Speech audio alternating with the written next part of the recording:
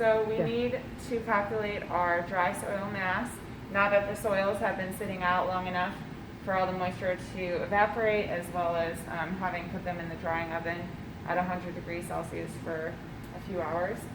So we can be certain that any moisture in them is removed. So we just have the dry mass now. So we're going to do the same thing that we did when we were doing the wet soil mass. And remember, the foil, we already have the mass for that, so we don't need to worry about the fact that all these soils are on foil.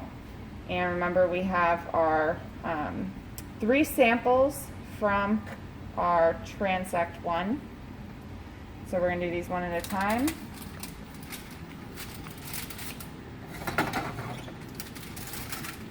And while we're waiting for that number to stabilize, I'm going to pull up my data sheet.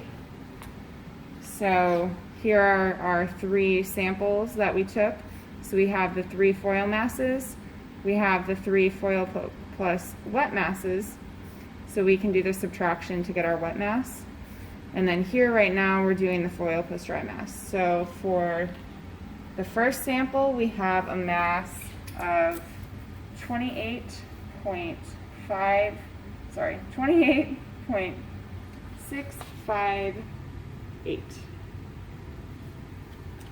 So if you compare that, you can see that we lost a lot of moisture, which is normal because soils, remember, it was pretty saturated in the wetland.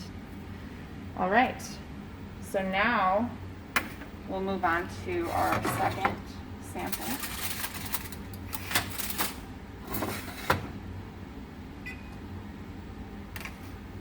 Let's see here.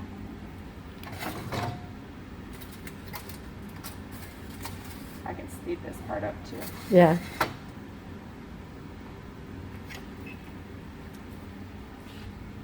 $32.207. Okay, so you can see that's about 11 or 12 grams of water evaporated.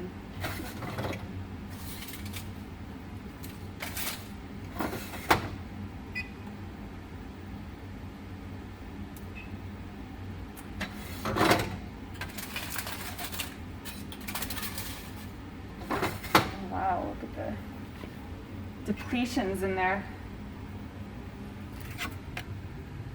39.412. Okay, so let's do an example with the first plot for our GSM.